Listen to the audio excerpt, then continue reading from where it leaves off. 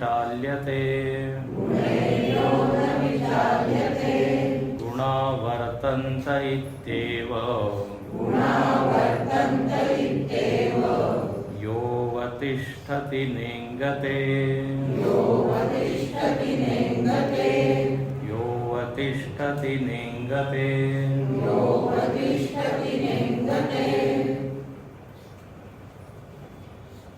भगवंतांनी त्रिगुणाबद्दल सविस्तर चर्चा 20व्या श्लोकापर्यंत केली। 21व्या श्लोकामध्ये अर्जुनाने प्रश्न केला आहे। प्रश्नाचा विषय काय आहे, मुद्दा काय आहे, तर म्हणे जे लोक मुक्त झाले आहे या गुणांपासून, त्याला शब्द तो देतो गुणातीत, त्रिगुणातीत, म्हणजे जो गुणांमध्येच अडकलेला नाहीये, त्रिगुणांना जो सत्य मानत नाही किंवा त्रिगुणांमुळे प्रभावित होत नाही, कारण त्याची स्थिती आत्म्यामध्ये आहे, आत्मस्थ तो आहे। आत्मज्ञानी म्हणा, आत्मनिष्ठ म्हणा, तर अशी स्थिती झाल्यामुळे गुण येतात, त्याच्यामध्ये सुद्धा जातात, पण असंगोहम, अलिप्तोहम, अशा या स्थितीत तो राहतो। तर म्हणे अशा माणसाचे मला जरा तुम्ही लक्षण सांगा, म्हणजे तो त्याचं आचरण कसं आहे, त्याचा स्वभाव कसा आहे। आणि हे अर्जुन कशासाठी विचारत आहे? ओळख होण्यासाठी। मी ओळखू शकेन आणि माझ्यामध्ये सुद्धा हा फरक होत आहे का, आहे की नाही। तर एक प्रकारचं हे काय आहे, आरसा आहे। आरसा, आरशामध्ये आपण काय, आपला चेहरा पाहत राहतो, चेहऱ्यामध्ये काही सुधार करण्याची गरज आहे का, कुठे काही माती लागली आहे का, काही घाण आहे का, असेल तर काढून टाक। म्हणून शास्त्रांना आरसा म्हटलेलंच आहे, शास्त्र दर्पणम इव। तर हे ज्ञानीचं जे वर्णन आहे ना, ते आपल्यासाठी एक खूप छान पॅरामीटर ज्याला म्हणतात, मापदंड, निकष। आपल्याला जर तोलायचं असेल की मी कुठे आहे, तर म्हणे हे लक्षण पाहून स्वतःकडे बघा की यापैकी किती टक्के माझ्यामध्ये हे गुण आहे। हे दुसऱ्यांसाठी नाही बरं का, अच्छा तू ज्ञानी आहे, हा सात्विक आहे, हा राजसिक आहे, हा गुणातीत आहे, दुसऱ्याला सर्टिफिकेट देण्याची काही गरज नाही, आपल्यासाठी। भगवंताने असं 2-3 वेळा हे सगळं वर्णन केलं आहे। जसं 12व्या अध्यायामध्ये 36 गुण त्यांनी सांगितले, अद्वेष्टा सर्वभूतानाम। लग्नामध्ये वेगळे आपण 36 गुण पाहतो, इथे जे ज्ञानी भक्त लोक आहेत त्यांचे जे गुण आहे, आता त्याचं वर्णन करण्यासाठी आहे। म्हणजे तुम्ही पहा यापैकी किती गुण आपल्यामध्ये जुळतात, मिळतात। How much I have to travel, ध्येय आहे हे सगळं जे वर्णन आहे, काय ध्येय आहे, साध्य आहे, प्राप्तव्य आहे। तर त्यासाठी आपल्याला एक मार्गदर्शन करणारे सगळे गुण आहे, म्हणून भगवंतानी इथे वर्णन केलं आहे। आणि अर्जुनाने आपल्या सगळ्याच्या वतीने हा प्रश्न केला आहे, कारण हा प्रश्न लोकांच्या मनात खूप येतो। ज्ञानीबद्दल खूप एक उत्सुकता, कुतूहल, कसा असेल तो, कसा असतो। आपण शास्त्रांमध्ये वाचत असतो ना, हे ज्ञानी झाले, एवढे मोठे झाले, तर एक इच्छा आहे की या वर्तमान काळामध्ये कोणी असं आहे का अजूनही आहे. तर एक इथे दृष्टी मिळते आपल्याला. भगवंताने जी दृष्टी दिली की या दृष्टीतून तुम्ही पहा तर तुम्हाला दिसेल. आता इथे गुणातीताचं पहिलं लक्षण सांगितलं आहे की तो घाबरत नाही या गुणांमुळे.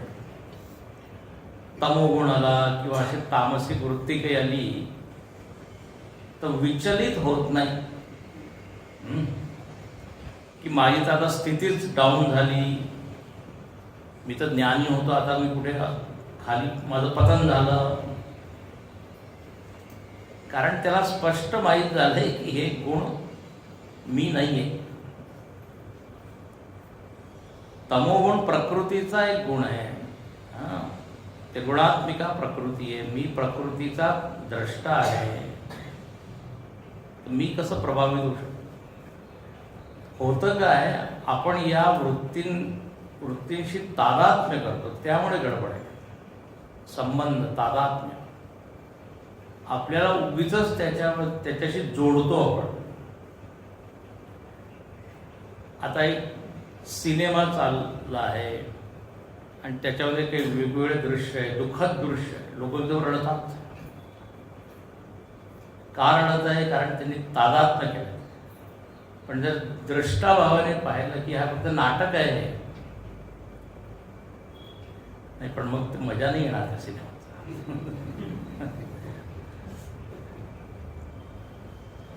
पण सत्य हेच आहे की ते सत्य नाही आहे. हेच आहे ना सत्य. साक्षी भाव, द्रष्टा भाव, असंग भाव. जग सुद्धा एक सिनेमाप्रमाणेच आहे. कधी ट्रेजेडी आहे, कधी कॉमेडी आहे. एकाला विचारलं तू सिनेमा बनवतो, ट्रेजेडी बनवतो की कॉमेडी? ट्रेजेडी म्हणजे करुण दुःखदायक, कॉमेडी म्हणजे विनोदी. म्हणे जर माझा सिनेमा बॉक्स ऑफिसमध्ये हिट झाला तर कॉमेडी. बॉक्स ऑफिस असतं नाही. तर सुख दुःख येणारच आहे. तर न कांक्षती न द्वेष्टी. 22व्या दिवसात सात्विक वृत्ती आली आणि ती गेली तर आता तो अरे सत्वगुण गेला आणि परत येईल. एक चक्राप्रमाणे. जर चक्र खालचा पॉइंट जो आहे तो वर जातो, वरचा खाली. त्रिगुण एकसारखे नाही जात. हे फार छान आहे, चांगलं आहे ना. तर एकदा तमोगुण आला की आता तो नेहमीच राहील असं नाही. म्हणून हा जो ज्ञानी आहे हा सम राहतो. पुढे ते येणार ते वर्णन. न द्वेष्टी संप्रवृत्त. आणि दुसरं इथे लक्षण सांगितलं की त्याचं आचरण कसं आहे. तर म्हणजे व्यवहारामध्ये तो कसा आहे, उदासीन वत आसीन. 23वा श्लोक. पुढचा आहे की तुम्ही गुण लिहित चला किंवा म्हणजे मनामध्ये लिहा. वहीमध्ये लिहायचं आहे लिहा, पण मनामध्ये लिहा. आमचे गुरुजी आम्हाला शिकवायचे, ते म्हणायचे तुम्ही जर नोटबुकमध्ये लिहिलं तर नोटबुक मुक्त होऊन जाईल. कारण ज्ञान सगळं त्याच्यामध्ये भरलेलं आहे. वही मुक्त, मी तर सदा तिचा. तर मनामध्ये रजिस्टर केलं पाहिजे. त्यामुळे दुसरं लक्षण काय, उदासीनवत आसीन. तो कसा राहतो आसीन, म्हणजे कसा बसतो, वर्तन करतो. आता इथे हा जो शब्द आहे उदासीन, आता उदासीन नाही लिहिलंय, उदासीनवत.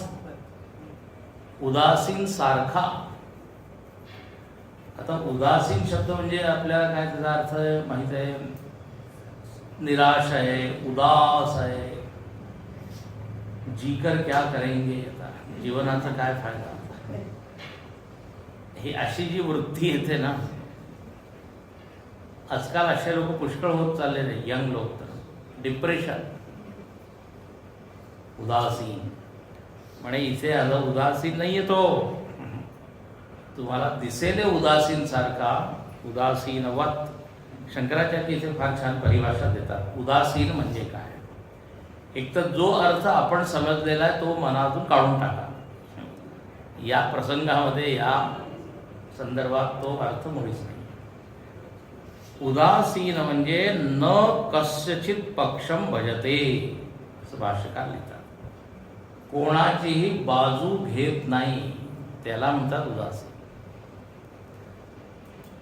त्याला काय म्हणतो आपण? तटस्थ, निष्पक्ष.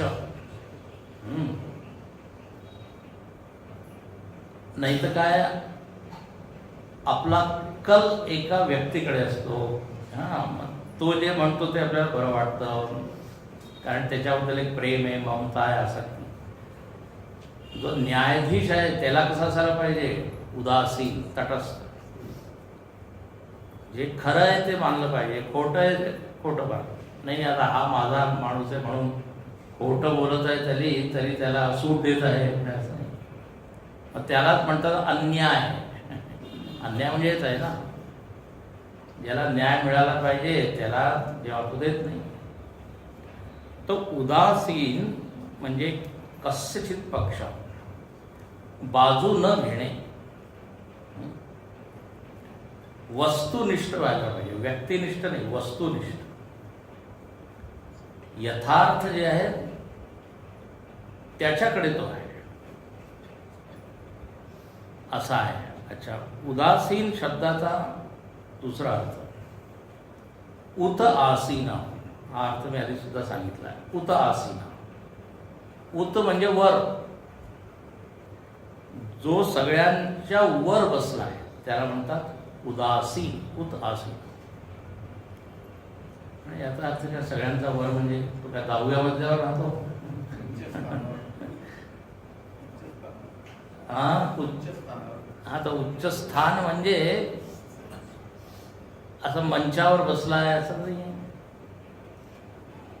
त्याचं मन जे आहे ते उच्च वस्तूमध्ये आहे आणि सर्वोच्च वस्तू आत्मतत्व आहे, लक्षात घ्या. त्याच्या खाली तुम्ही जेव्हा येता तेव्हा मन, इंद्रिया, प्राण, शरीर आणि मग हे जग आणि हे सगळंच्या सगळं काय? त्रिगुण, त्रिगुण, त्रिगुण. तर वर बसणं म्हणजे त्रिगुणाच्या वर बसणं. उदासीन असताना कालच मी उदाहरण देत होतो लहान पोरांचं. लहान पोरं आपसात भांडतात, पण आपण त्या दृष्टीने उदासीन असतो, आपण त्याला समजवतो. आता सगळ्या मनुष्यांमध्ये उदासीन कोण आहे? तर म्हणजे जो ज्ञानी आहे. सगळ्यात जास्त मॅच्युअर म्हणजे परिपक्व. साधूंचा एक आखाडा आहे, उदासीन आखाडा आहे ना, इथे असलेले त्र्यंबकमध्ये. त्याचे वेगवेगळे मोठे मोठे संत आहेत. आता उदासीन म्हणजे जोबत निराश बसलेले असतो. उदासीन शब्दाचा एकदम उलटा अर्थ आहे, तो सगळ्यांपेक्षा वर आहे. एक उदाहरण छान देतात की जे तो गिधाड असतो ना, गिद्ध, जेव्हा वादळ चालतं, ढग येतात, सगळे पक्षी म्हणजे त्रस्त होतात, तो त्रस्त होत नाही. तो त्या वादळांपासून आपल्याला वर, ढगापासून वर नेतो. तो वरून एन्जॉय करतो तसं. हा, किती उंच उडतात पाय, घारी वगैरे. म्हणजे तसंच आपल्याला जर या जगाचा आनंद घ्यायचा असेल तर आपल्याला वर थोडं मन आपण वर केलं की पाय एकदम आपल्याला शांती मिळते. लोक म्हणतात शांत बसून विचार करा. म्हणजे काय? त्या समस्यामध्ये दूर पडून राहा, थोडं वेगळं राहून थोडं उच्च विचार. लालबहादूर शास्त्रींचं जीवन काय होतं? साधं जीवन, साधी राणी, उच्च विचार. इंग्लिशमध्ये काय म्हणतात? सिंपल लिव्हिंग, हाय थिंकिंग. आमचे गुरुजी छान म्हणतात, म्हणजे सामान्य लोकांचं काय असतं? सिंपल थिंकिंग, जास्त विचार, हाय लिव्हिंग. मोठी गाडी पाहिजे, बंगला पाहिजे, विचार आणि साधा आहे. वर्षातनं एक दिवस सत्संगामध्ये येतो. जास्त डोक्याला त्रास नाही. उलटा झाला पाहिजे, विचार सतत करतात, उच्च विचार. तर उदासीन म्हणजे, आणि खूप विचार केलेला आहे, सत्य काय, असत्य काय, मी कोण आहे, दुःख काय आहे, सुख काय आहे, कुठे आहे, म्हणून हा आनंदी आहे. तर उदासीनवदासीन. आणि पुढे गुणैही यो न विचाल्यते.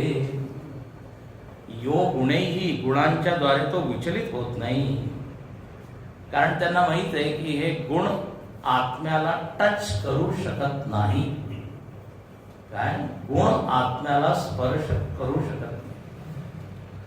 शास्त्रांमध्ये एक शब्द येतो, त्याचं नाव आहे अस्पर्श योग. माहिती आहे? अस्पर्श योग. ज्ञान योग, कर्मयोग, भक्तियोग तुम्ही ऐकलं आहे. एक अस्पर्श. त्याचा अर्थ हाच आहे की तो असंग. कारण आत्म्याचा स्वभावच असा आहे की गुण त्याला स्पर्श करू नाही शकत, गुण त्याला प्रभावित करू शकत नाही. तर गुणैही यो न विचाल्यते.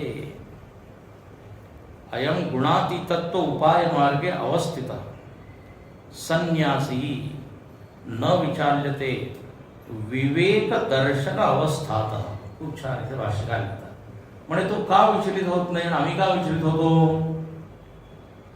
म्हणे कारण त्याच्या बुद्धीमध्ये विवेक आहे. विवेकामध्ये तो स्थित आहे. विवेक त्यांनी केलेला आहे. विवेक शब्द म्हणजे तुम्हाला वेगवेगळं करणे, विचिर पृथक करणे, त्याने विवेक शब्द बनतो. मूल धातू संस्कृतची विचिर, वेगवेगळं करणे. तर त्याने विचार केलेला आहे, विवेक केलेला आहे की गुण वेगळे आहे, मी वेगळा. तर विवेक दर्शन, विवेक रूपी काय डोळे त्याच्याकडे आहे. त्याला आपण काय म्हणतो, ज्ञानचक्षु म्हणतो. त्याच्यामुळे न विचाल्यते.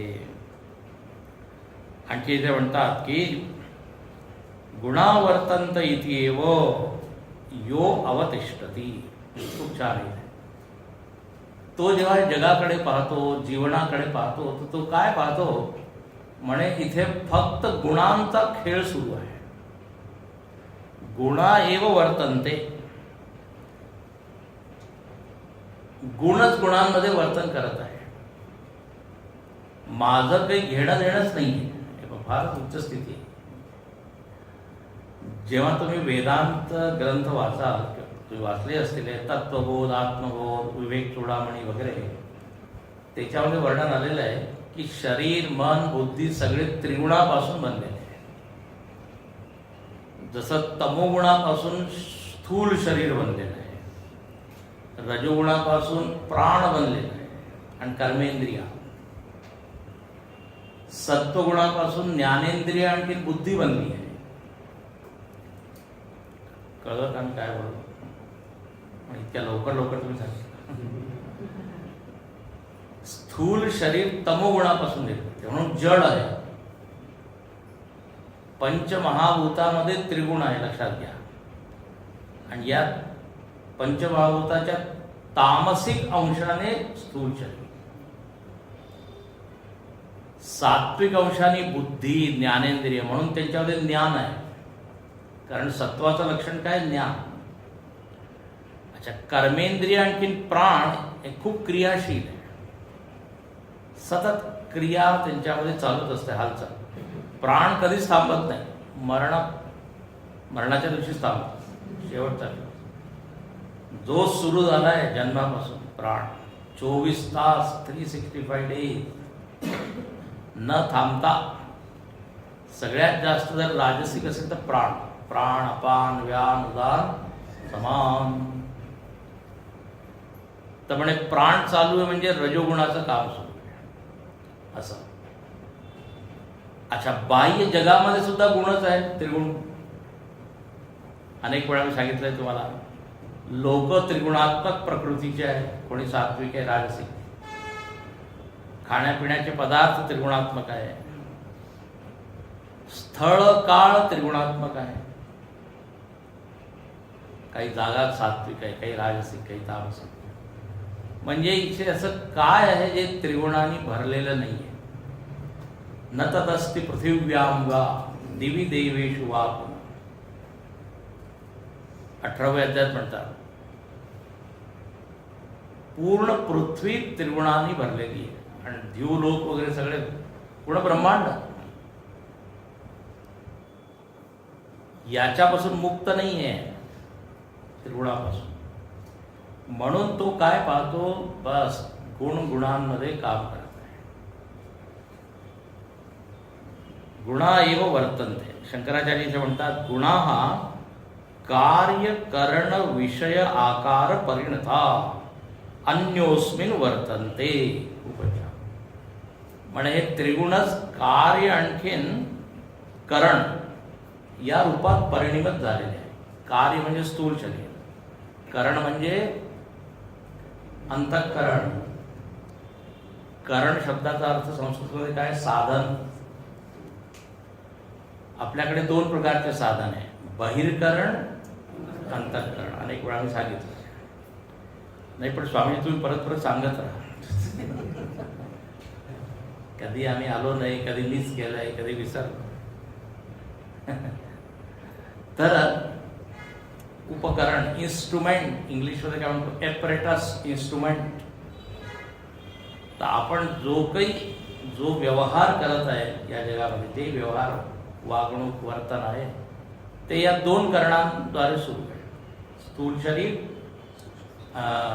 शरीराचं साधन झालं म्हणजे आश्रय झालं, त्याच्यामध्ये बहिर्करण इंद्रिया, अंतःकरण मनोवृत्ती. आणि हे सगळेच्या सगळे त्रिगुणांचंच काय फळ आहे, परिणमन.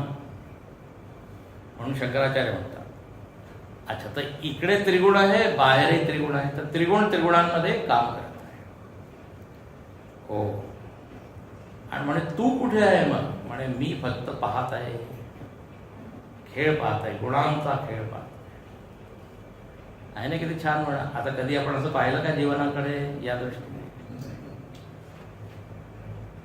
आपण गुणासक्त झाले, गुणातीत नाही, गुणासक्त. म्हणून आपण वर खाली होतो, सात्विक, राजसिक. तर गुणा वर्तन्त इति एव यो अवतिष्ठती, जो या स्थितीमध्ये स्थित आहे, आत्मतत्वामध्ये, न इंगते. इंगते म्हणजे कापणं, कापतो ना आपण, हलतो. जसं हे ज्योत असते की नाही, ज्योत दिव्याची, इंगण होतं. इथे वारं अगदी शांत आहे, तिथे न इंगते. यथा दीपो निवातस्त निंगते सोपमा स्मृता. समाधीची जी अवस्था आहे त्याच्यामध्ये मनाचं वर्णन करतात भगवान कृष्ण. कोणत्या अध्यायामध्ये हा श्लोक आहे? 6व्या अध्याय. म्हणजे जसं दिवा आपण ठेवतो एका वातरहित जागेवर, जिथे वारं जास्त चालत, तिथे ती ज्योत एकदम स्थिर होऊन जाते. त्याप्रमाणे याचं मन न इंगते. संस्कार, वासना, इच्छा याचं वारं तिथे नाही आहे. इथलच्या भाषेत सांगायचं तर गुणांचं वारं नाही आहे. तर न इंगते न चलती. शंकराचार्य म्हणतात स्वरूप अवस्था एव भवती. स्वरूपस्थ तो झालेला आहे, त्याचं पतन होत नाही, खाली आहे. तर या माणसाचं नाव काय होईल? उदासीन झालं. आता इथे 24 आणखीन 25 या 2 श्लोकामध्ये याच उदासीन, गुणातीत, ज्ञानी, स्थितप्रज्ञ, जे शब्द तुम्हाला जो आवडतो शब्द तो घेऊ शकता. त्याच्यामध्ये एक गुण आहे या ब्रह्मज्ञानीमध्ये किंवा आत्मज्ञानीमध्ये, तो म्हणजे काय? समत्वम. आता या 2 श्लोकांमध्ये समत्व सांगितलं आहे की जो गुणातीत झाला त्याच्यामध्ये एक आणखीन गुण येतो की तो सम राहतो. आणि भगवंताचा आवडता विषय म्हणजे काय? समत्व. समत्वम योग उच्यते. अनेक वेळा ही समता सांगितली. आता पहा, समदुःख सुख स्वस्थः समलोष्टाश्म कांचनः तुल्य प्रिया प्रियो धीरः तुल्य निंदात्म संस्तुतिः समदुःख सुख स्वस्थः तुल्य प्रिया प्रियो धीरः तुल्य निंदात्म संस्तुतिः. आता तो जो उदासीन किंवा गुणातीत आहे तो कसा राहतो विचारलं ना अर्जुनाने. किमाचार, आणखीन काय, कैर्लिंगई. तर एक चिन्ह काय आहे? समता. आता या श्लोकामध्ये गुणातीत शब्द नाहीये किंवा उदासीन शब्द नाहीये, पण इथे त्याच्यासाठी एक शब्द दिला आहे.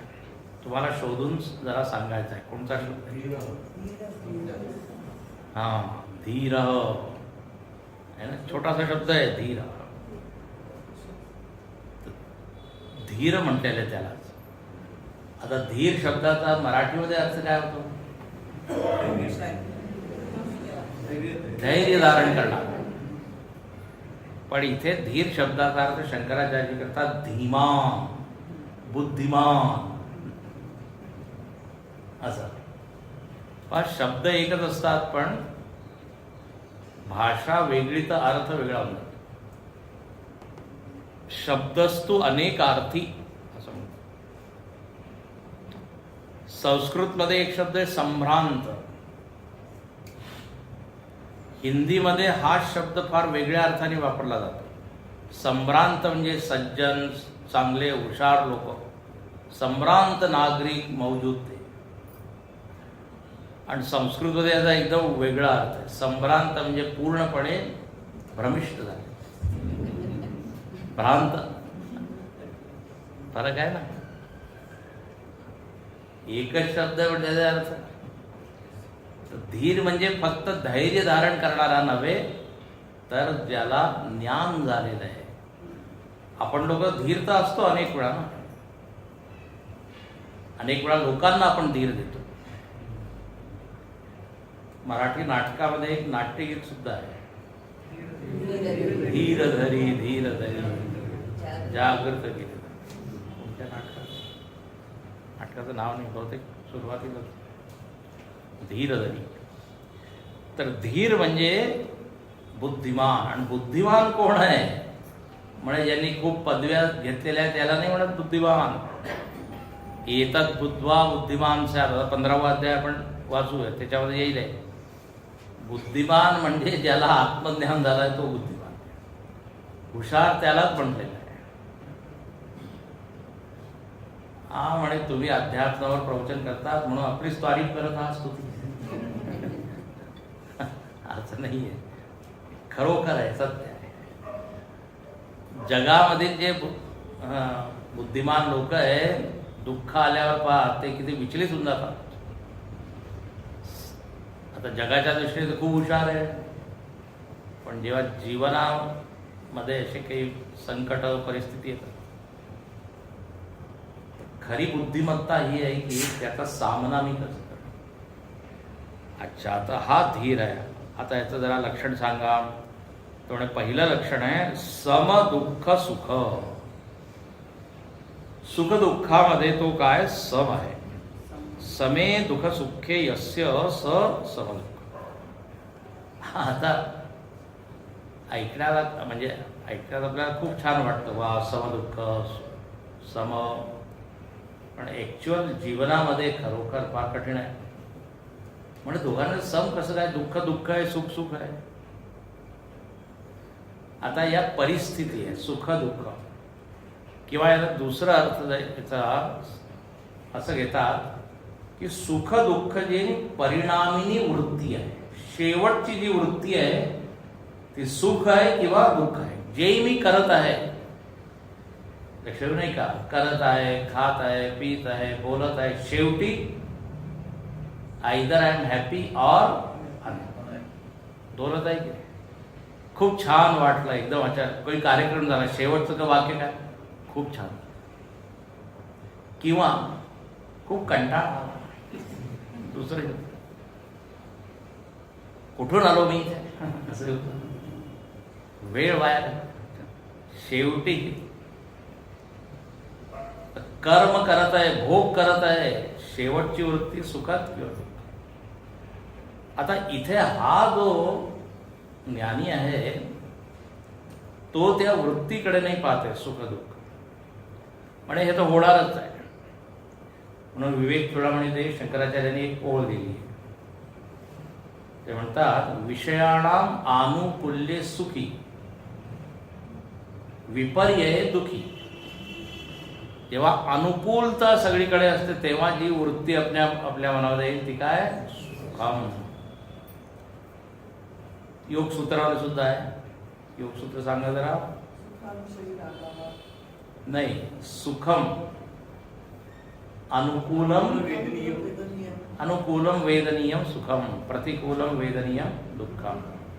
आणि मग सुखानुषयी राग आणि दुःखानुषयी द्वेष. याचा अर्थ असा, अनुकूलताचं भान जर मला होत आहे, अनुकूलताचं ज्ञान, त्यालाच आपण म्हणू सुखम. शांती आपण जेव्हा म्हणतो, सुख आहे, आनंद म्हणजे काही प्रतिकूलताचा अनुभव होत नाही. अच्छा, आता जिथे जिथे मला अनुकूलता वाटते, सुखानुषयी राग, तिथे तिथे माझी काय आसक्ती होती. राग म्हणजे काय, आसक्ती. सुखाच्या पाठीमागे, सुखाच्या मागे मागे जाणारी जी वृत्ती आहे त्याला काय म्हणू, राग. मराठीचा राग नाही आता वापरत, राग म्हणजे मराठीमध्ये वेगळा, संस्कृत. सुखानुषयी राग, दुःखानुषयी द्वेष. आता ही जी व्यक्ती आहे ही एकदम वेगळी आहे. म्हणजे सुख दुःख तर येत राहतात. अच्छा, गंमत अशी आहे, जी वस्तू आज मला सुखद वाटते, अनुकूल वाटते, ती दुसऱ्या दिवशी दुःखद वाटते. कुठून मी घेतलं असं म्हणतं, कुठून मी आलो, मला असं वाटलं होतं आधी चांगलं वाटायचं, हे सारखं बदलत राहतं. It is all relative. पंखा आत्ता आपल्याला खूप बरा वाटत आहे, पण हिवाळ्यात बंद करा म्हणतात. खाण्याचे पदार्थ जेव्हा पोट खराब आहे तेव्हा साधा भात किंवा खिचडी सुद्धा कठीण होते, पावलं. तर आता अन्नामध्ये काही दोष नाही, दोष कुठे आहे, माझ्या. तर हे सतत इथे, म्हणून जे आईन्स्टीननी म्हटलंय ते एकदम बरोबर आहे. Everything is relative. सगळंच काय, सापेक्ष. कोणतंच वाक्य तुम्ही असं म्हणू नाही शकत की खूप छान आहे, आत्ता छान आहे, उद्या कसं होईल माहिती नाही. तब्येत आज ठीक आहे, उद्याचं माहित नाही. म्हणून रोज विचारतात, हा प्रकृती कशी आहे, असं कोणी नाही म्हणत की नाही तुम्ही विचारलं तर होतं का, आज परत का विचारलं. अरे एवढे 24 तासात अनेक वेळा विचार. तर इथे सगळंच काय आहे, अपेक्षिक आहे, सापेक्ष आहे. सुख दुःख एकच वस्तू अशी जी निरपेक्ष आहे, आत्मतत्व. त्याच्यामध्ये काही बदल नाही. आता पहा, जसं कोणाकडे 1 कोटी रुपये आहे आणि जर त्याला 10 रुपये मिळाले तर त्याला काही खूप जास्त आनंद होईल का, नाही. पण ज्याच्याकडे काहीच नाहीये आणि त्याला जर 10 रुपये मिळाले, अरे म्हणे वा, लॉटरी लागली आहे की नाही. वस्तू एकच आहे, पण व्यक्तींची मनस्थिती वेगळी असल्यामुळे एक वस्तू एक नॉर्मल आहे, त्या दुसऱ्यासाठी. तर इथे म्हणतात की ज्ञानी पुरुष या छोट्या छोट्या सुखदुःखाच्या पाठीमागे फिरत नाही किंवा विचलितही होत नाही. दुःखामुळे विचलित होत नाही, सुखामुळे काही खूप नाचूनही लागत. आणि असं का होतं, तो असं का सम राहू शकतो, याचं कारण पुढचा शब्द पहा, स्वस्थ. त्याचं कारण रहस्य काय आहे, स्वस्थ आहे. आता इथे स्वस्थ म्हणजे संस्कृतचा अर्थ घ्यावा लागेल. स्वस्मिन आत्मनि स्थित प्रसन्न. स्वस्मिन स्थित म्हणजे आत्म्यामध्ये, जो स्वमध्ये स्थित आहे. स्वबोध. संघामध्ये जे पंचिक आहे, 5 परिवर्तन आहे, त्याच्यामध्ये एक आहे स्वबोध. आता परवा हिंदू संमेलन झालं, त्यामध्ये होतं 5 पर्यावरण वगैरे वगैरे, कुटुंब प्रबोधन. एक आहे स्वतःचा बोध. आता स्व शब्दाचे खूप अर्थ आहे. म्हणजे मी हिंदू आहे हे सुद्धा स्व आहे, मी भारतीय आहे हे सुद्धा स्व आहे. तर स्व जसं असेल त्याप्रमाणे कर्तव्य, त्याला आपण म्हणतो स्वधर्म है ना. तर हे व्यावहारिक स्व झालं. पण इथे जे स्व सांगितलंय ते म्हणजे पारमार्थिक. पारमार्थिक म्हणजे जे अपेक्षित नाही, सापेक्षिक नाही, जे नेहमीच एकसारखं राहतं, ते स्व म्हणजे आत्मा. तर आत्मस्थ आहे तो. स्थ म्हणजे काय, स्थित होणं, मंचस्थ. तुम्ही सगळे कसे आहे, खुर्चीस्थ, कोणी जमिनीस्थ ना, काय म्हणतं भूमिस्थ. तर स्वस्थ.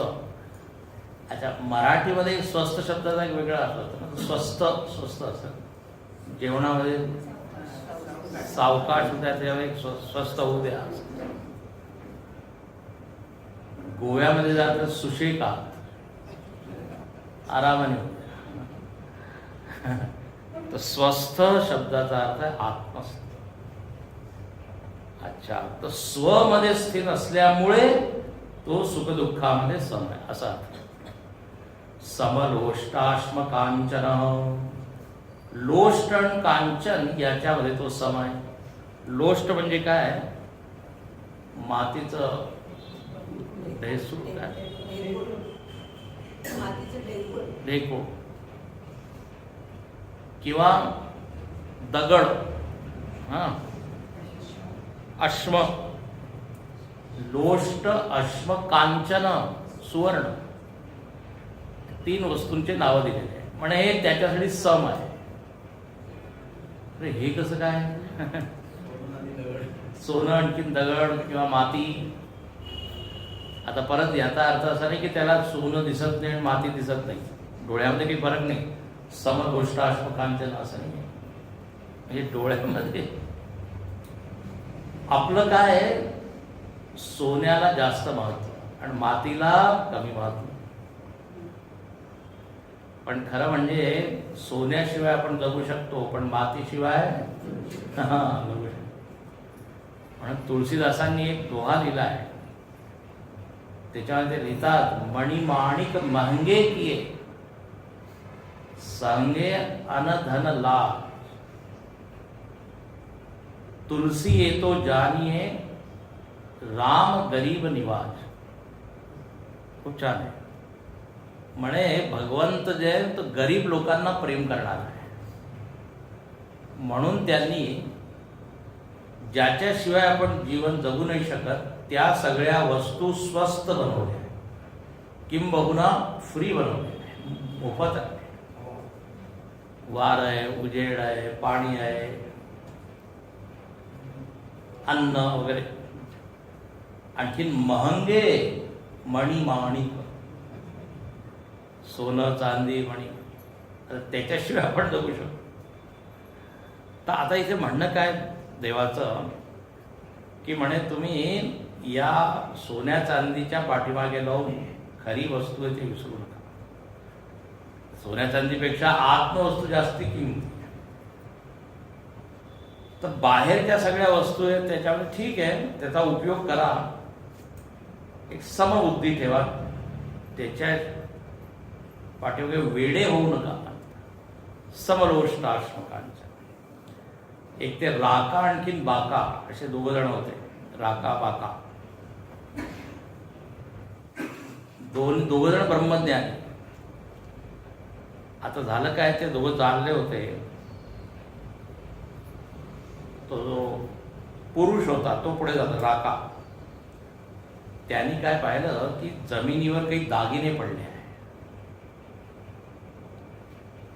तर लगेच त्यांनी माती घेतली आणि त्याच्यावर टाकली. का की माझी बायको येते, ती आसक्त होऊन जाईल आणि ती उचलेली आहे की. अच्छा, तिने पाहिलंच आहे. तर ती काय म्हणाली की अरे मातीवर माती टाकण्याचा काय फायदा. एकदम सटीक उदाहरण आहे. म्हणे सोनही मातीचं आहे, जमिनीवरून झालेलं आहे. धूल पे धूल डालने से क्या फायदा. समलोष्टा म्हणजे अगदी अलिप्त आहे.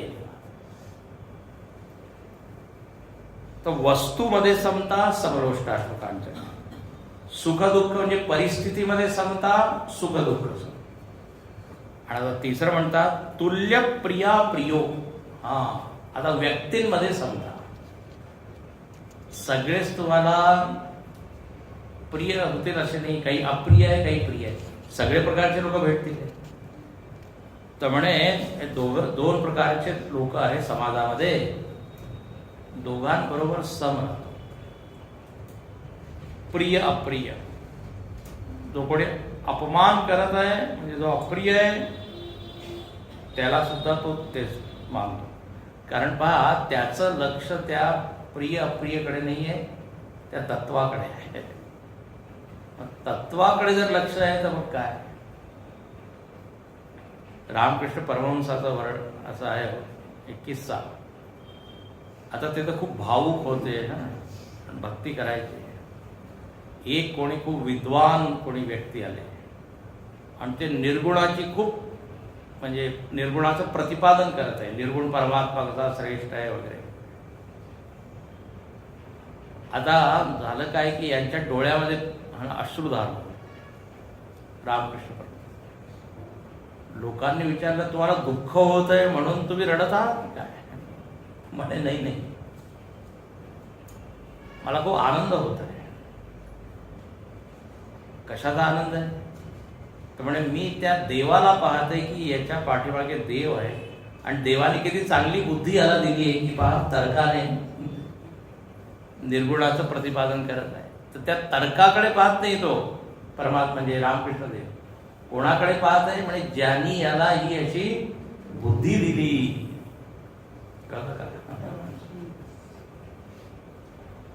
तर त्याला अप्रिय बुद्धी नाही झाली. ती फार उच्च म्हणजे दृष्टी.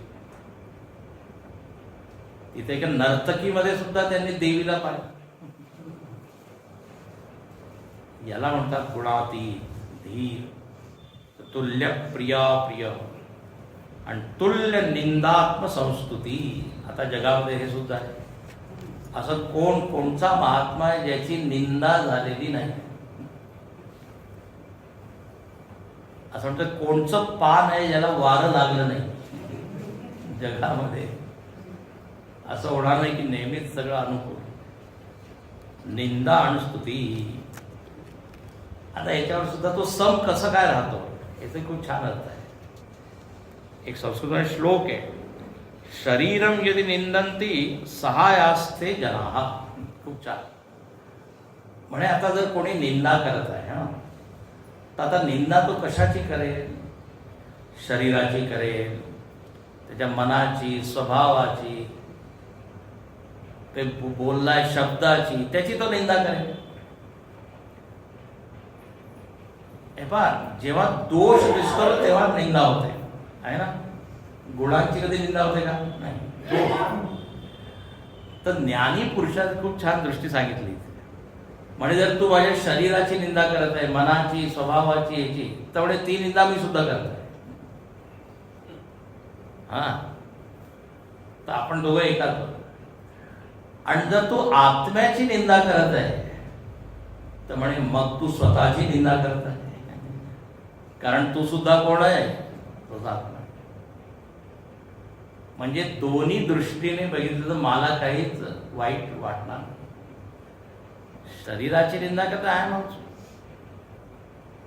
कळलं का? हे पहा, या साधू लोकांकडे अशी एक कला असते, ट्रिक असते, सुख बनवण्याची कला. प्रत्येक याच्यामध्ये अशी काही ते दृष्टी ठेवतात की त्यांना दुःख होतच नाही.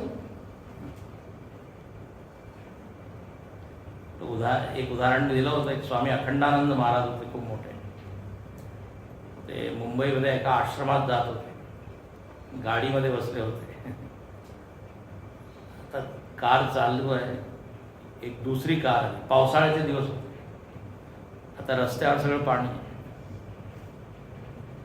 आता जी मागची गाडी होती तिने ओव्हरटेक केलं, आणि ओव्हरटेक केल्यामुळे डबकं होतं पुढे, काहीतरी पाणी उडालं आणि खिडकी उघडी होती. तर ते ड्रायव्हर सीटवर बसले होते, म्हणजे पुढच्या सीटवर ड्रायव्हर. एकदम पाणी दोघांच्या मुखामध्ये तोंडामध्ये गेलं. आता तो ड्रायव्हर एकदम चिडून पाहतो. साधारणपणे असं होतं, जेव्हा ओव्हरटेक करतात निश्चितच ते ड्रायव्हर लोक एकदा तरी वळून पाहतातच. चिडून पाहिलं त्यांनी. ते महाराजांचा अरे चिडायची काय गरज नाही. नाही, पाणी पा आपल्या तोंडात गेलं ते सगळं घाण, दोन थेंब गेले असते. अरे म्हणे तू रोज मंदिरात जातो की नाही, रोज तीर्थ घेतो. म्हणे रोज देवाचं तीर्थ घेतो, आज कारचं तीर्थ घेतलं.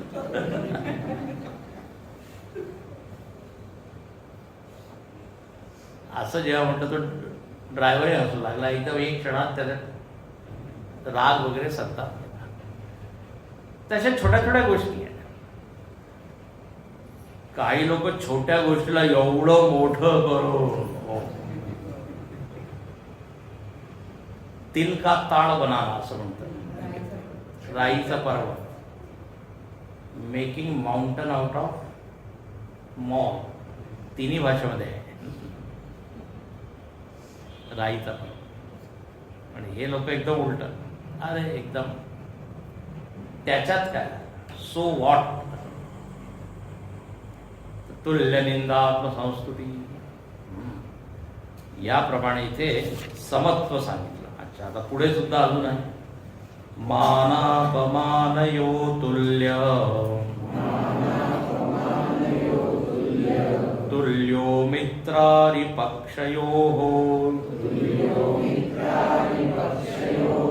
सर्वारंभ परित्यागी, गुणातीतः स उच्यते. मानापमानयो तुल्यः, तुल्यो मित्रारिपक्षयोः, सर्वारंभ परित्यागी, गुणातीतः स उच्यते. सगुणातीत उच्यते. सह कह कोण, कोणाला गुणातीत म्हणतात तर म्हणे जो तुल्य आहे. कशामध्ये, मान अपमान. आता मान अपमान हे सगळ्यांचाच झालेला आहे. माऊली ज्ञानेश्वर पासून तुकाराम महाराज पर्यंत सगळे लोक, उत्तर भारतामध्ये कबीरदास, तुलसीदास, सूरदास, महाराष्ट्रामध्ये जेवढेही संत आहेत, तर मान अपमान मान अपमान. मराठीमध्ये एक नाटकच आहे मानापमान. त्यामुळे मान अपमानामध्ये तो सम राहतो. निर्विकार, शंकराचार्य निर्विकार. आणखीन तुल्य मित्र अरिपक्षयो. मित्र आणखीन अरी, अरी म्हणजे शत्रू, दोघांमध्ये तो सम राहतो. आता इथे खूप छान शंकराचार्यांनी अर्थ केला आहे. मित्र आणि शत्रूमध्ये सम राहतो म्हणजे काय, तर म्हणे स्वतःच्या दृष्टीने त्याचा कोणी मित्र नाही, शत्रू नाही. लोक त्याला मित्र म्हणतात, काही लोक त्याला शत्रू मानतात. फार सुंदर अर्थ. आता शिशुपाल वगैरे देवाला काय शत्रू मानत आहे, दुर्योधन वगैरे. देव नाही मानत आहे. देवाने तर किती प्रयत्न केला समजवण्याचा.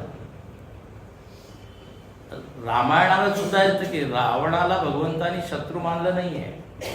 म्हणजे तू माझ्यामध्ये शत्रुबुद्धी ठेवली तर आता मला शत्रूसारखं वागावं लागत. नाही तर शत्रूला कोणी समजवतं का? देवाने किती उपाय केले समजवण्याचे. जर शत्रुत्व जे असतं ते द्वेषामुळे असतं. रामाच्या मनामध्ये जर द्वेष असता ना तर समजवण्याचा प्रयत्न केला नसला, लगेच बॉम्ब टाकला असता किंवा लगेच आक्रमण करून. पण त्याला खूप वेळ दिली, संधी दिली, अजून अजून वेळ. आणि जेव्हा रावण मेला आहे तेव्हा विभीषण घाबरत आहे अंत्यसंस्कार करण्याचा. तर देवाने ते एक श्लोक म्हटलेला आहे, मरणांतानी वैराणी. म्हणजे माझं काहीच वैर नाही आता, मेल्यानंतर आता काय. जेवढा प्रिय तू आहे तेवढाच प्रिय तो सुद्धा आहे. म्हणजे जिवंत असताना सुद्धा मी त्याला शत्रू मानला नाही. त्यानेच असं काही वर्तन केलं की मला त्याला मारावं लागलं. तर याला म्हणतात, शंकराचार्य म्हणतात, केचित यद्यपि उदासीन भवन्ति केचित स्वअभिप्रायेण तथापि पर अभिप्रायेण मित्र हरिपक्षयो इव भवन्ति.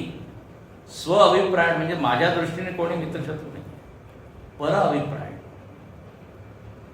तर असे जे मित्र शत्रू आहेत त्यांच्यामध्ये हा समर, दोघांचं कल्याण इच्छित, सर्वे भवन्तु सुखी.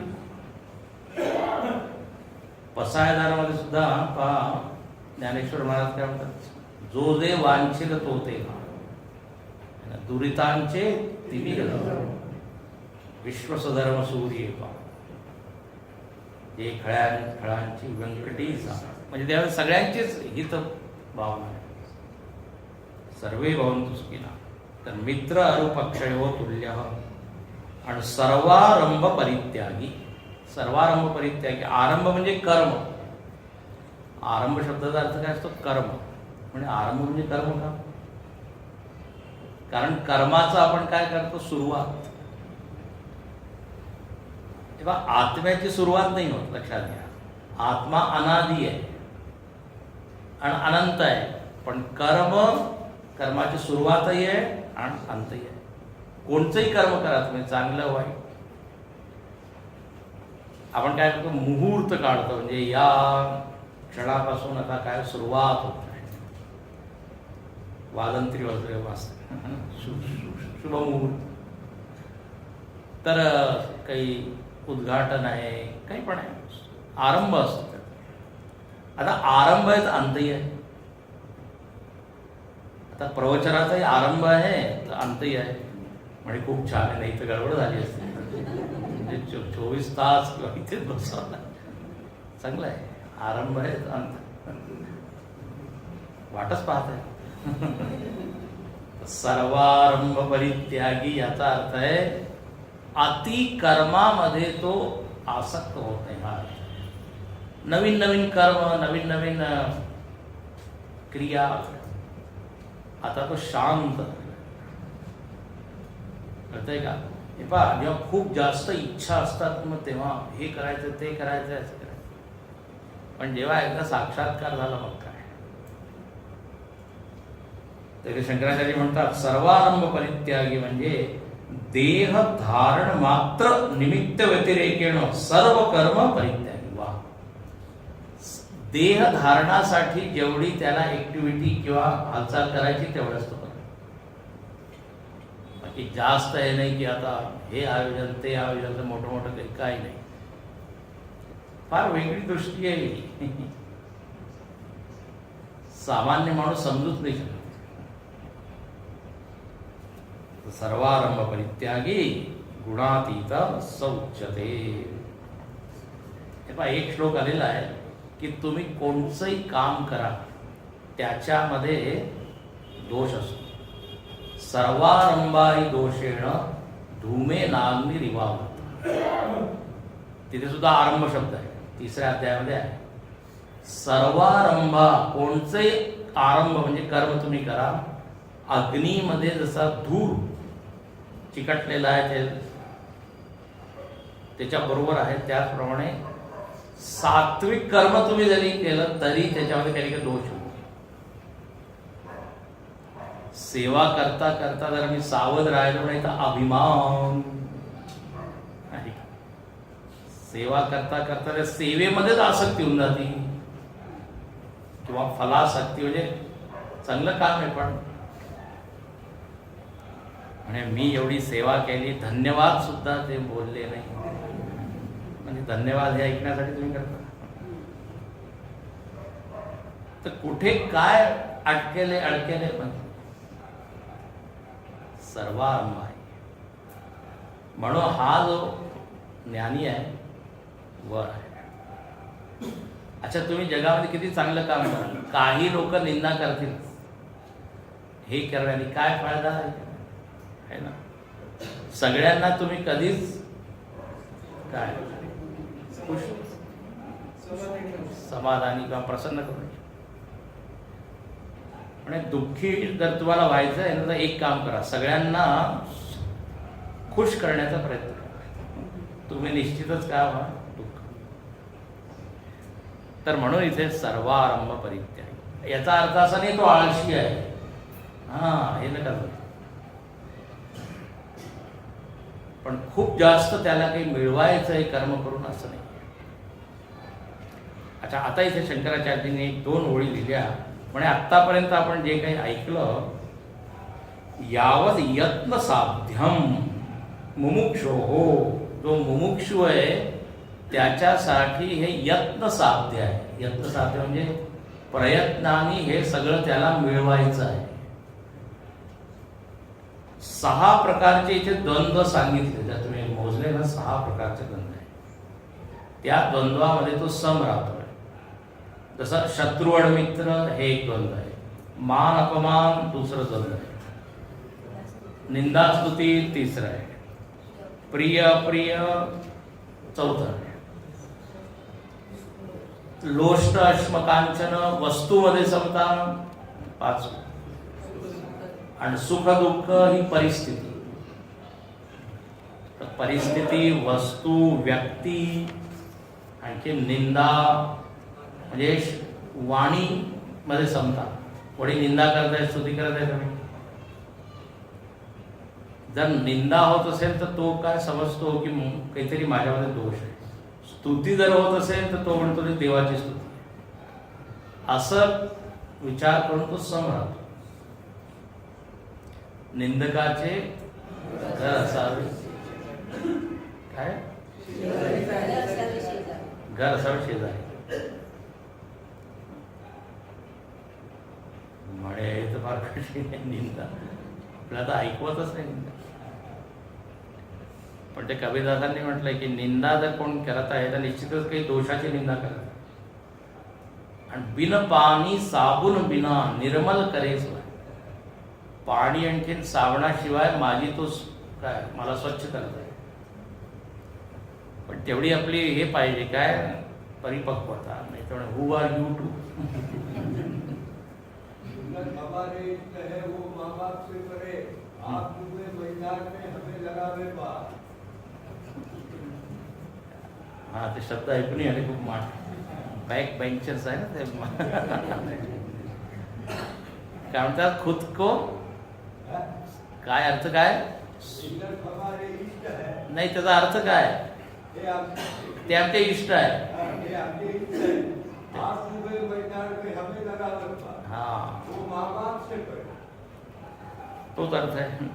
तर इथे म्हणतात की हे जेवढे काही गुण सांगितले आहे हे साधकासाठी यत्न साध्य आहे, पण जो सिद्ध माणूस आहे त्याच्यासाठी हे सहज आहे.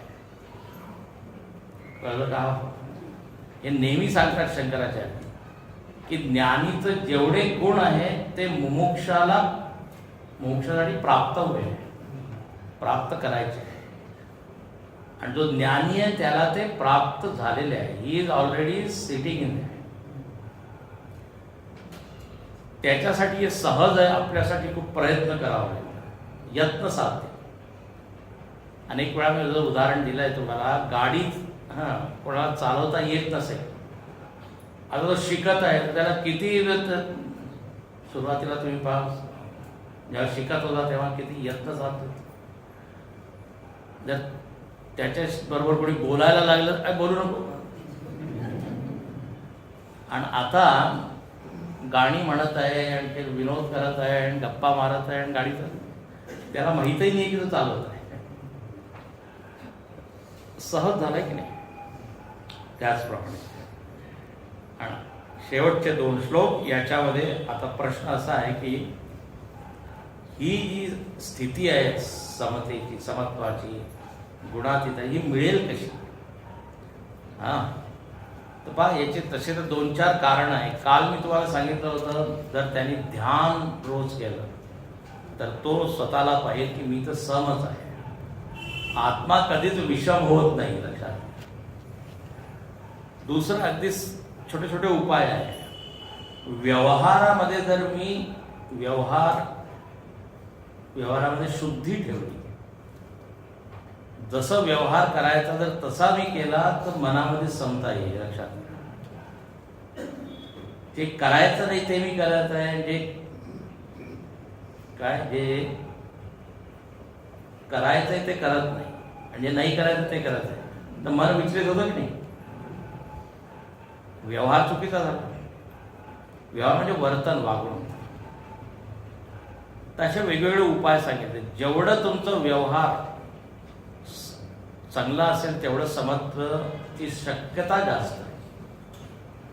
दुसरं आहे स्वधर्म पालन. स्वधर्माचं पालन केलं तर समता राहील. तिसरं श्रवण, आणखीन मग ध्यान. श्रवणानंतर ध्यान. आणि आता इथे एक उपाय सांगत आहे, तो उपाय म्हणजे भक्ती. इमां च यो व्यभिचारेण भक्ति योगेन सेवते सगुणान् समतीत्यैतान् ब्रह्म भूयाय कल्पते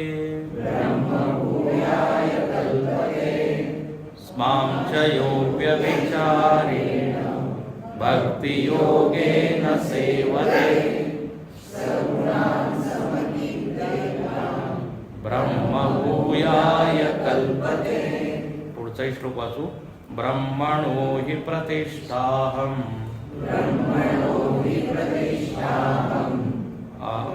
अमृतस्याव्ययस्य च शाश्वतस्य च धर्मस्य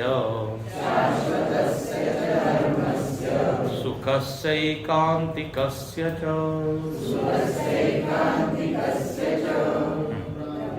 ब्रह्मणो हि प्रतिष्ठा अमृतस्याव्ययस्य च सुखस्यैकान्तिकस्य च. म्हणे जर गुणातीत व्हायचं असेल आणि हे सगळे लक्षणं आपल्याला जगायचे असतील, म्हणजे मिळवायचे असतील, तर काय करा. भक्ती योगेन सेवते. योग, जो कोणी भक्ती योगाचं सेवन करतो म्हणजे भक्ती करतो आहे. आणि इथे भक्ती योगाचं एक विशेषण दिलं आहे, खूप महत्वाचं आहे. अव्यभिचारेण. व्यभिचार म्हणजे काय? बदलणे, परत परत परत परत. भक्तीमध्ये काय? एक निष्ठा पाहिजे, श्रद्धा पाहिजे. आज याची भक्ती करत आहे, उद्या दुसऱ्याची भक्ती. लोक मंत्र बदलतात, काय काय बदलतात, देवाला बदलतात, जसं व्हॉट्सअप ग्रुप बदलतात, फोन बदलतात, त्याप्रमाणे देवालाही बदलतात. अपडेटेड व्हर्जन देवाचं असं काही नाही. अव्यभिचारी म्हणजे एकामध्ये निष्ठा. शंकराचार्य इथे म्हणतात की ईश्वरम नारायणम सर्वभूत हृदय आश्रितम एक नारायण आहे किंवा एक परमात्मा आहे जो सगळ्यांमध्ये आहे, तो सगळ्यांसाठी एकसारखा आहे, पक्षपाती नाही. अशा त्या देवाची भक्ती करणे म्हणजे काय? प्रेम करणे. तू माझा आहे, मी तुझा आहे, त्याच्यामध्ये पूर्णपणे आश्रय बुद्धी ठेवणे. आता आश्रयामध्ये व्यभिचार होतो. कधी आपण पैशाला आश्रय बनवतो, कधी मित्राला, कधी हिला. पण जे मोठे मोठे भक्त आहेत ते फक्त एक भरोसो एक भक्त, याला म्हणतात अव्यभिचारी भक्ती. 2-3 वेळा हा शब्द आला गीतेमध्ये. असा जो भक्ती करतो, माझ्याशी प्रेम करतो, म्हणजे सगुणान समती देताम, तो या गुणांच्या पलीकडे जातो. आणखीन ब्रह्मभूयाय कल्पते, तो ब्रह्मभवनाय मोक्षाय कल्पते समर्थो भवती. तो मोक्षाच्या योग्य होतो, मोक्षासाठी योग्य होतो, म्हणजे त्याला मुक्ती मिळते. जेवढे लक्षण पाहिजे, जेवढे गुण पाहिजे ते त्यांनी आता मिळवले. तर आता देव म्हणतात यास you are qualified for liberation. ब्रह्मभूयाय कल्पते, योग्यता तू मिळवली आहे. आणखी शेवटचा श्लोक म्हणे ब्रह्म काय आहे. आता कोणी विचारलं ब्रह्म काय आहे, तर म्हणे ब्रह्म ही प्रतिष्ठा अहम. कारण म्हणजे मीच ब्रह्म आहे, देवच ब्रह्म आहे. आणि ब्रह्माचे लक्षण इथे सांगितलेले 4-5. ब्रह्म म्हणजे काय, म्हणजे जे अमृत आहे, जे अव्यय आहे, जे शाश्वत आहे, जे सुखरूप आहे, आणि ऐकांतिक सुख. ऐकांतिक सुख म्हणजे असं सुख जे कधी बदलत नाही. लक्षात ठेवा, एक शब्द असतो अनैकांतिक आणि एक आहे ऐकांतिक. एकांतिक म्हणजे निश्चित, अनैकांतिक म्हणजे अनिश्चित. आता जगामध्ये आत्ता मी सांगितलं सुखाचे सोर्सेस आहे, सुखाचे स्रोत आहे, पण ते सगळं अनिश्चित आहे. आज सुख देईल, उद्या सुख मिळेल की नाही माहिती नाही. तर ब्रह्म म्हणजे नेहमीच आनंद देणार. आता इथे एक शब्द दिलेला आहे शाश्वतस्य च धर्मस्य. जे शाश्वत आहे, शाश्वत शब्दाला एक अर्थ म्हणजे आपल्याला सगळ्यांना माहिती आहे नित्य आहे, कायमचा राहणार आहे. पण शाश्वत शब्दाचा एक अर्थ असतो एक रस. एक रस म्हणजे त्याच्यामध्ये त्याचा आनंद कधी कमी कधी जास्त असं नाही, अखंड एक रस. तर असं जे तत्व आहे त्याला म्हणतात ब्रह्म. आणि म्हणे ते ब्रह्म मी आहे. आता ब्रह्मचे 2 रूप आहेत. इथे शंकराचार्यांनी सांगितलं, एक आहे निर्गुण आणि एक आहे सगुण. ब्रह्माचे 2 रूप माहीत असते ना. पण निर्गुण असो की सगुण असो, दोघांमध्ये लक्षण तेच आहे. नित्य आहे, आनंदी आहे, अव्यय आहे, अमृत आहे. याप्रमाणे इथे शेवटचे हे 2 श्लोक भगवंत म्हणतात हे जणू काही फलश्रुती. तुम्ही जर हे ज्ञान मिळवलं, गुणातीत झाला, तर तुम्हाला याची प्राप्ती होईल. ठीक आहे. तर इथे हा 14वा अध्याय पूर्ण. तर मी काल तुम्हाला वचन दिलं होतं मी 15वा अध्यायाचं, पण आता वेळच नाही. आता 15व्या अध्यायाची सुरुवात उद्याच करू. ठीक आहे. 15वा अध्याय खूपच महत्वाचा आहे. आणखीन याच्यावर श्लोक फक्त 20 आहे. पण या एवढंच मी सांगतो आज की 15व्या अध्यायाला शास्त्र म्हटलं आहे. शास्त्रामध्ये जेवढे विषय आहे ते विषय या 15व्या अध्यायामध्ये आलेले आहेत. एकदम थोडक्यात सगळे विषय सांगितले. मी तुम्हाला फक्त 1 मिनिट सांगतो. पहिल्या 3 श्लोकांमध्ये 4 श्लोकांमध्ये समजा सृष्टीचं वर्णन. 5व्या आणखीन 6व्या श्लोकामध्ये साधनेचं वर्णन आहे. उद्या परत सांगेन मी. पण तुम्हाला एक कल्पना आहे म्हणून सांगतो. तर विभागणी 5व्या आणि 6व्यामध्ये साधनेचं वर्णन नाही, 4थ्या आणि 5व्यामध्ये. पहिल्या 3 मध्ये मी काय सांगितलं सृष्टीचं वर्णन, 4थ्या आणि 5व्यामध्ये साधनेचं वर्णन, 4था 5वा 6वा, 7व्यापासून 11व्यापर्यंत जीवाचं वर्णन आहे. जीव म्हणजे मी कोण आहे, जीव. आणखी 12व्यापासून 12, 13, 14, 15 या 4 श्लोकामध्ये भगवंतांनी विभूतीचं वर्णन केलं. 10व्या अध्यायामध्ये सांगितलं त्याचा एक शॉर्ट रूप विभूती. आणि 16, 17, 18 याच्यामध्ये 2 पुरुषांचं वर्णन आहे. 2 नाही 3, क्षर, अक्षर आणि उत्तम, 3 पुरुष. आणि 19व्या श्लोकामध्ये परत भगवंत म्हणतो की जर पुरुषोत्तमाला तुम्ही जाणलं म्हणजे परत फलश्रुती येते, तर तो मुक्त होतो. सर्व भावेन भारत असमूढ जानाति पुरुषोत्तम. आणि शेवटच्या श्लोकामध्ये म्हटलेलं आहे की जो कोणी 15व्या अध्यायाचा अभ्यास करतो तो बुद्धिमान आहे. तर जर तुम्हाला स्वतःला बुद्धिमान म्हणून घ्यायचं असेल, मी नाही म्हणत, देवच म्हणतो, तर उद्यापासून या. म्हणजे उद्या सुद्धा या. एतच बुद्ध्वा बुद्धिमान. सुरुवात करून दिली बरं का. अच्छा, आता 14व्या अध्याय शेवटचं ते आपण. ओम तत्सदिति श्रीमद्भगवद्गीतासु उपनिषत्सु ब्रह्मविद्यायां योगशास्त्रे श्रीकृष्णार्जुनसंवादे गुणत्रयविभागयोगो नाम चतुर्दशोऽध्यायः.